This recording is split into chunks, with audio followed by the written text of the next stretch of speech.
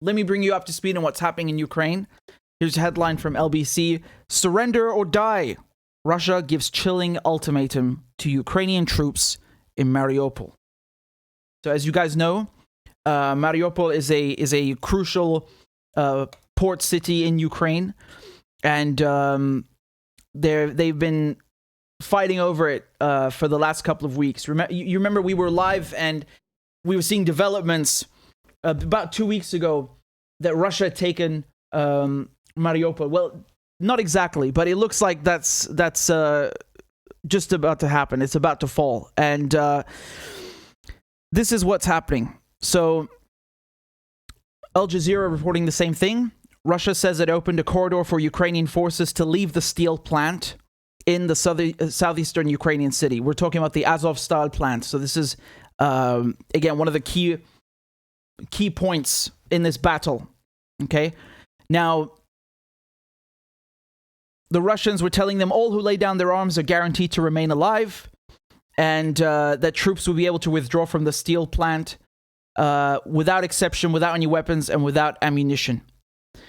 Now, just briefly, this reminds me a little bit of what happened in Syria. Again, Russia was fighting is on the Syrian government side, and they basically told people who lay down their weapons that they would put in they'd be put in these green buses and taken off to Idlib, and that worked relatively well as a plan. Whether that's what they intend on doing here, I really don't know, because Mariupol is not just a key port city; it's home to the Azov battalion, the neo-Nazi militia and group, which is incorporated in the Ukrainian armed forces. And when Putin was saying, "Oh, we're gonna denazify Ukraine," well, this is their stronghold. So how's that going to work out? Do they really intend on taking prisoners? Here is from Al Arabiya. Chechen chief Kadyrov says that Russia controls the Azov-style plant. Mariupol is ours. So again, this is April 21st. This is the latest now. So Kadyrov, who's the head of Russia's Republic of Chechnya, said that Russia's forces have seized complete control of the Azov-style steel plant, the main remaining Ukrainian stronghold in the besieged port city of Mariupol.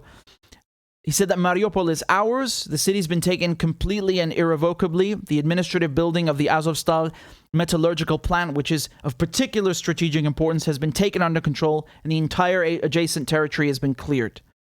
So again, I'm glad 2 weeks ago we waited, because people were reporting, "Oh, it's over, they've taken Mariupol," but that wasn't true. There was still weeks of fighting, right?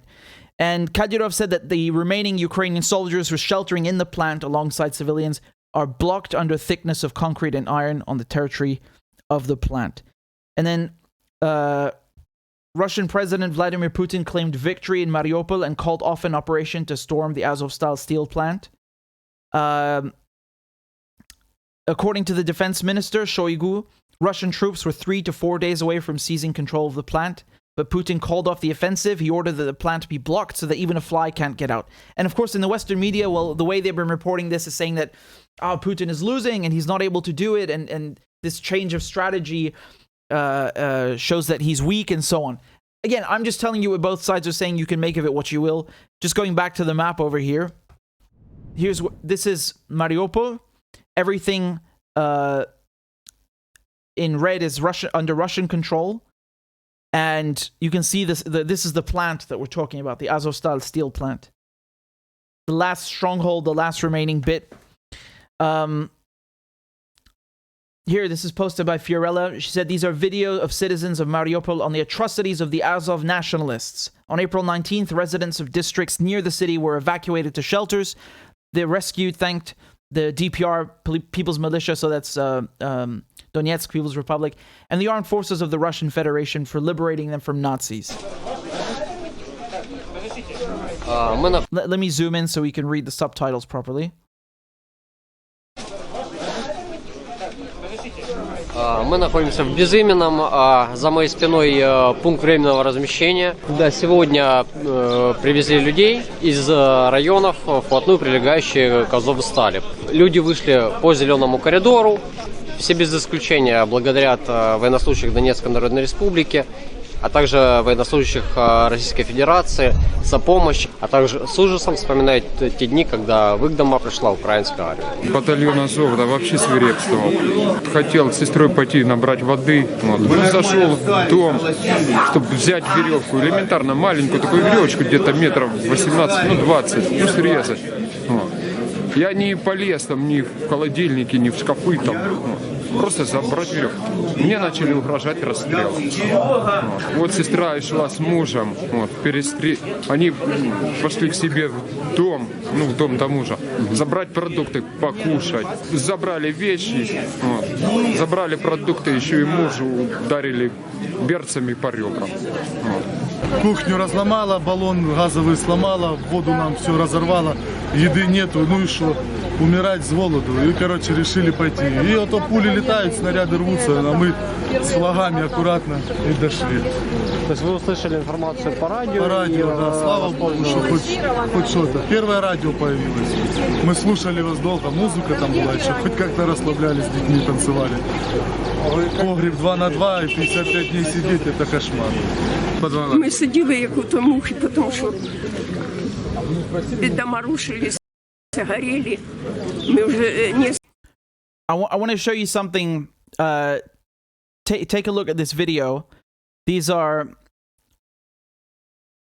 This is in front of the main administrative building of Azovstal, and you can see DPR national militias and Russian forces basically celebrating the victory.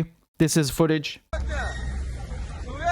Можем сказать, что Мариуполь, город, полностью очищен со стороны Азовсталя. Это административное здание Азовсталя. Спецоперация по уничтожению и очистке Мариуполя сегодня, можно сказать, завершено. Указание президента страны.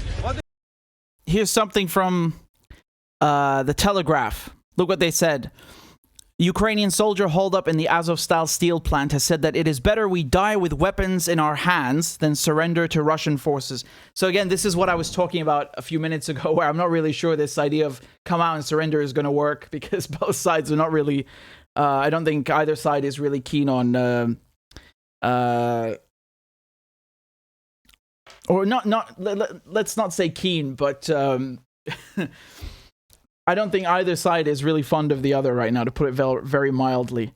You guys know Klitschko, the former professional boxer. Look what he wrote over here. I mean, it's a video, but look at the caption first. He's talking about what's happening in Mariupol, and he says orcs are storming and destroying by all means Azovstal. Again, orcs is basically it's a derogatory term, racist even, you could say, against Russians. And you saw that video from the Azov battalion where they posted it on Twitter. Actually, it was the Ukrainian armed forces, but again, Azov are part of them, where they were greasing their bullets in pig fat to shoot orcs. So basically, they're using this interchangeably for Chechens and Russians, and he's using the same language. Very, very interesting, right? Мариуполь. Символ самоотверженной борьбы и несломленности украинского народа. Разрушенный, растерзанный, без света, газа, воды, еды и медикаментов. Мариуполь – это рана на сердце Украины и всего цивилизованного мира. Когда люди, которых держат в заложниках, умирают от голода в подвалах и погибают под обстрелами. Когда жители увозят в фильтрационные лагеря на территорию агрессора. И это все происходит в 21 веке, в центре Европы. Украинские воины ценой неимоверных усилий, раненые, измученные. And we were talking about Putin, speaking about this. Here's the video. Take a look. It's also from the Telegraph, and it's also translated. Предлагаемый штурм промышленной зоны считаю нецелесообразным. Приказываю отменить. Это тот случай, когда мы должны думать, то есть мы всегда должны думать, но в данном случае тем более, о сохранении жизни и здоровья наших солдат и офицеров. Не нужно лезть в эти катакомбы и ползать там под землей, по этим промышленным объектам. Заблокируйте эту промышленную зону так, чтобы муха не пролетела. So the estimates are that you have about 1,000 to 2,000 people stuck inside the steel plant. Here, this is from Telesur.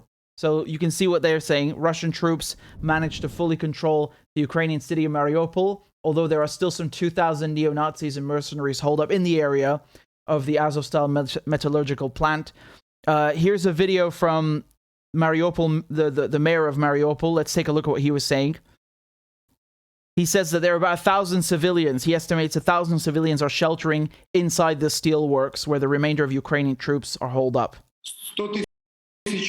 100,000 local residents currently remain in occupied Mariupol. While it is difficult to count them in Azovstal, by our estimates, between 300 and 1,000 Mariupol residents are currently sheltering in Azovstal today. Today, people gathered. More than 200 Mariupol residents are waiting for the evacuation. Whether it happens or not, they have assembled. Somebody came up to them and informed them that there will be a personal approach applied to who will be evacuated. Women with children first, then women without children, then the elderly. Here you have, this is from Reuters as well. Ukrainian fighters hold on as Putin claims victory in Mariupol. So again, you can see the situation now. I'm just giving you what both sides are saying, what the Ukrainians are saying, what the Russians are saying, and the Chechens. So, I mean, just by looking at the map and the videos that they've posted, they've effectively taken control of the entire area. It's just the steelworks that's left. And I think given the fact that you have civilians in the steelworks, according to the mayor of Mariupol, who we just listened to, that's probably why they don't want to raid it or attack it, because it's just not worth the risk.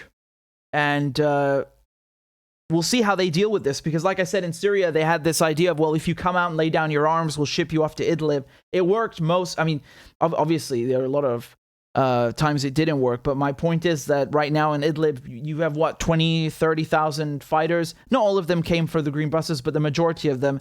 So it is a solution, but that was in Syria, and Russia was there, but we don't know how they're going to handle this here. I think in this case you're basically besieging the steelworks. At one point or another, they're going to have to come out. They're going to run out of food. They're going to run out of supplies. They're completely surrounded. There's no way. Why bother attacking it, right? You're just wasting ammunition. You're endangering your own troops. And most important of all, civilians. Because if you're the Russians and you want to give the impression that you're really just only going after military targets, you have to avoid killing civilians. This is perhaps one of the easiest cases to avoid killing civilians, because you're already in control of the administrative buildings in the entire area. There's just no point of going into for one metallurgical plant, even though it holds enormous strategic value. Don't get me wrong, but just by besieging it, you're gonna have people surrendering in the end. Now, me personally, I just hope the civilians get out, because that's really the most important thing. Here's from the Washington Post. You can see. They say Mariupol survivors, dazed and exhausted, describe horrors that they endured. As the buses from Mariupol arrived one by one, the shell-shocked... Bloody hell, don't worry. Give me a second. I'm going to refresh this just so it works. 1 second. I think it should be okay now.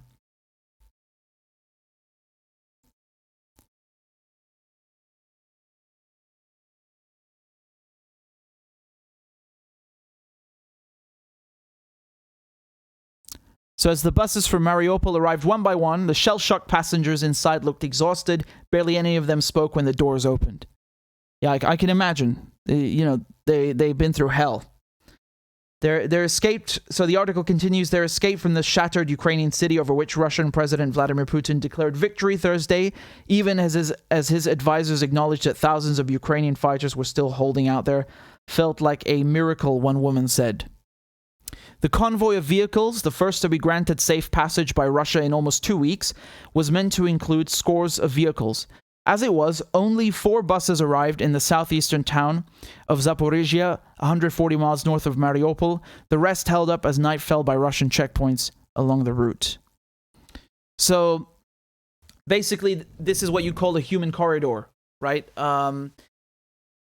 Where you agree with the other side, either directly or via third party, that, you know, this route, this street, this highway, we leave it alone, and only civilians are allowed to get out, so that when the fighting resumes, you know, you minimize the number of civilian casualties. And this is something you see, you know, this is not unique to now or something new.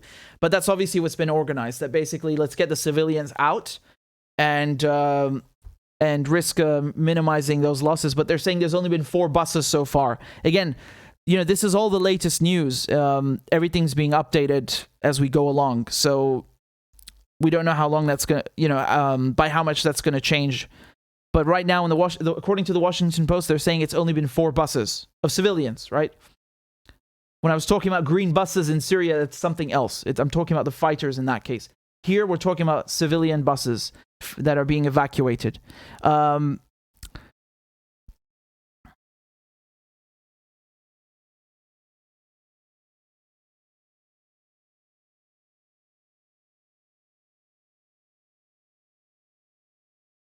Here's another headline from Democracy Now! Democracy Now! Are saying that Vladimir Putin has declared victory in Mariupol, but some Ukrainian fighters... Here you go. But some Ukrainian fighters remain inside the steelworks. So, again, let's just go back to the map, guys. And, I mean, you can give me your thoughts.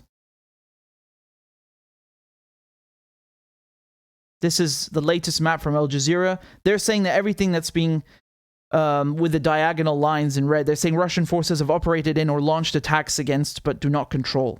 I think that might be outdated at this point, because the only thing left that everybody's talking about is the steel plant. And also pay attention, at the top they're saying there are about 1,000 civilians trapped in the plant with Ukrainian fighters who ignored several Russian deadlines to surrender. And taking all of Mariupol would give Russia a secure land corridor to the Crimean Peninsula, which it seized in 2014. So again, let me just show you something, because when we were talking about how Russia is advancing into Ukraine, the thing that stuck out to me, that stuck out to Scott Ritter, and I'm sure you saw it yourselves when we pointed it out, is that they were basically doing what is called a cauldron, right? So a cauldron is... it's also called a pincer movement. It's when you have troops going around the enemy, meeting from behind and effectively cutting them off from supply lines and isolating them, surrounding them. Now, here's the latest map from Ukraine. Let's take a look.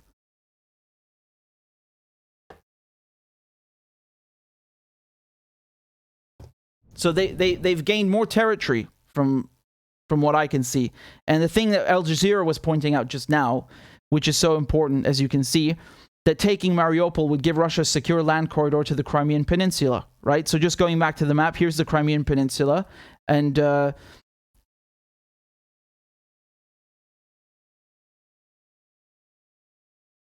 you guys remember when we were looking at Kyiv, how they haven't actually gone in? And Kharkiv as well. So Kharkiv over here. To me, this looks like they've advanced. And you can look on the right. If we go to time, we can rewind over here to March, right? Let's say 1 month ago. Let's go to March 24th. Do you remember? So again, like I was saying, over here, if you look at, we look at Kyiv and Kharkiv, they basically were around the 2 biggest cities in Ukraine. And now if you look at the latest map, they're not there anymore, these troops in red, right?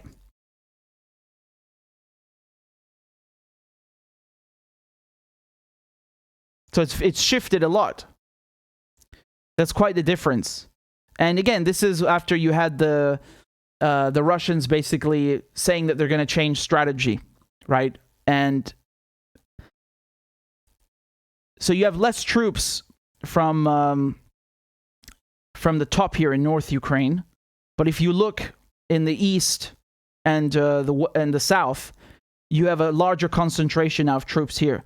So I don't know what's going to happen to this cauldron, because it doesn't look like I completed it at all. But if you look at on a tinier scale, here Mariupol, right? They have this is a cauldron, effectively. They have completely surrounded the steelworks. So whether the cauldron or the pincer is going to be completed on all of Ukraine, I don't know, because they've removed their presence from Kiev and Kharkiv. But here on a microscopic scale, I mean, yes, they've certainly succeeded in this case. And I know the Al Jazeera map over here, they say that these are areas that Russia does not control. But I think that's obviously changed.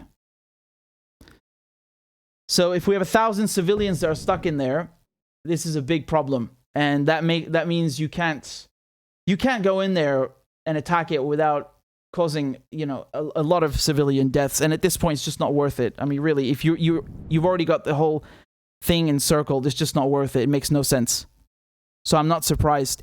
But again, I really hope the civilians get out safely, because right now you have 5 million Ukrainians that have fled, 5 million refugees. And keep in mind, this is just outside Ukraine. You also have millions that are internally displaced, like in every conflict. So that should always be the priority, right? And the big thing is, when are we going to have a diplomatic settlement? Because it's been 2 months now. And I mean, the Russians, how many strikes have they carried out?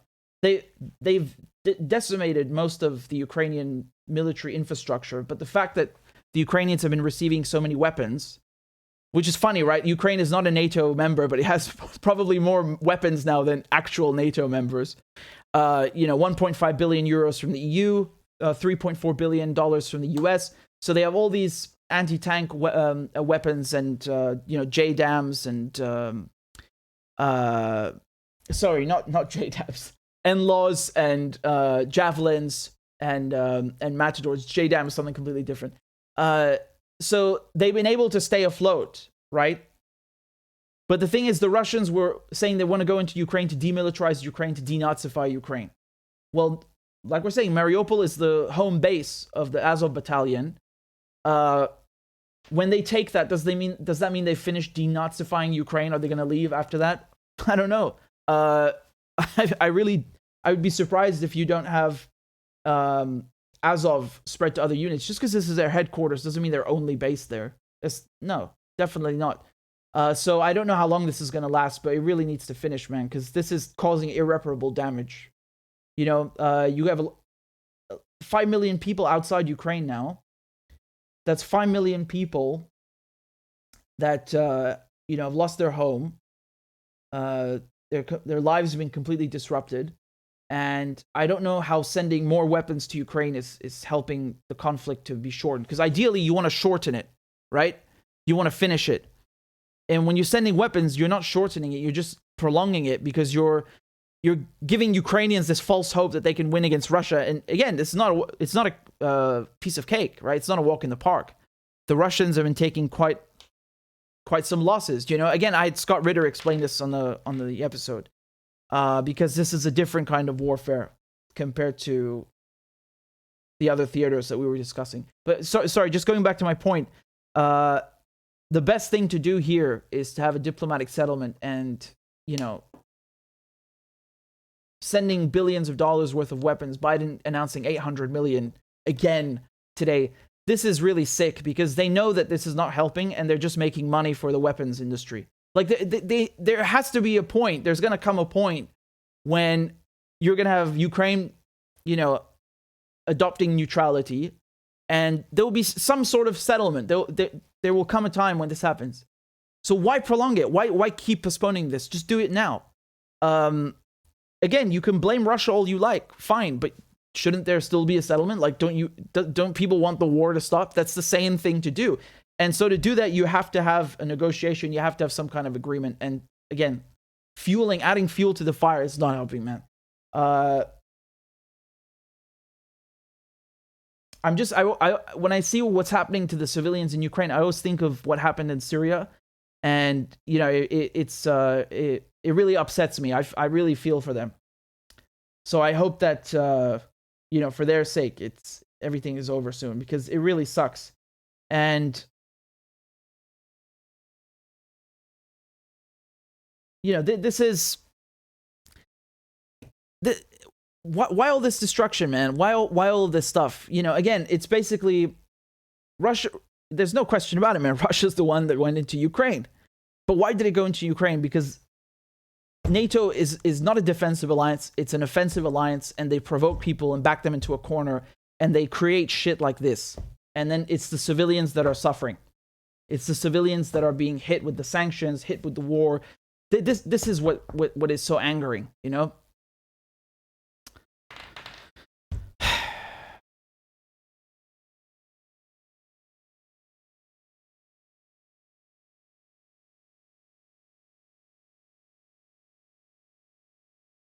So I just gave you all the latest on what's happening in Mariupol, and that's all the information there is right now.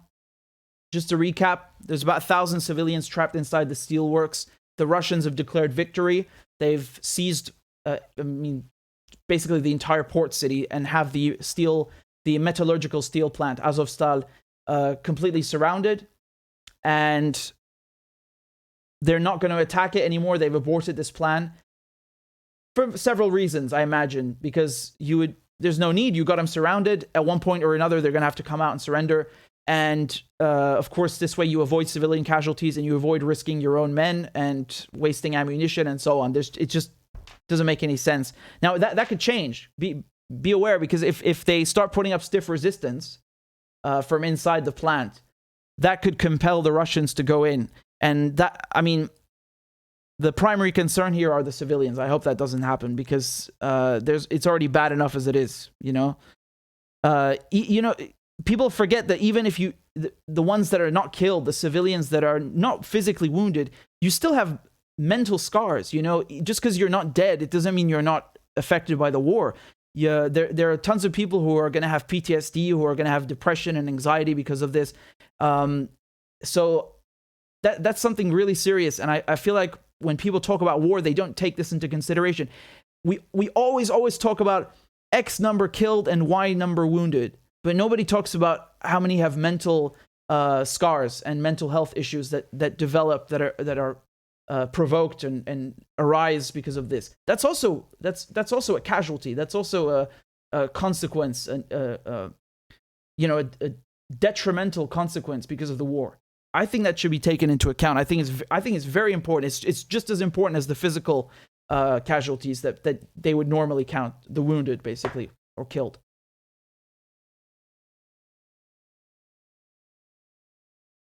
And that makes me really sad, because it's not just in Ukraine. I feel like when you look at what's happening in Palestine, I forgot who said this quote, but they said something like, Palestinians don't have post-traumatic stress disorder because there is no post. It's just continuous stress from one generation to the next. Like, every single generation is experiencing war and apartheid and occupation. And it's really messed up. And who's going to deal with all this? Like, all these civilians in Ukraine that might have anxiety or might have depression or PTSD. They're going to need medical attention, psychiatric help, psychological help, and who's going to help them? How do you help so many people on such a massive scale from a war? How do you do that in Palestine? How do you do that in Syria? How do you do that in Iraq? We're talking literally tens of millions of people that survive these conflicts, and they have long-lasting effects, and I think it should be taken more seriously.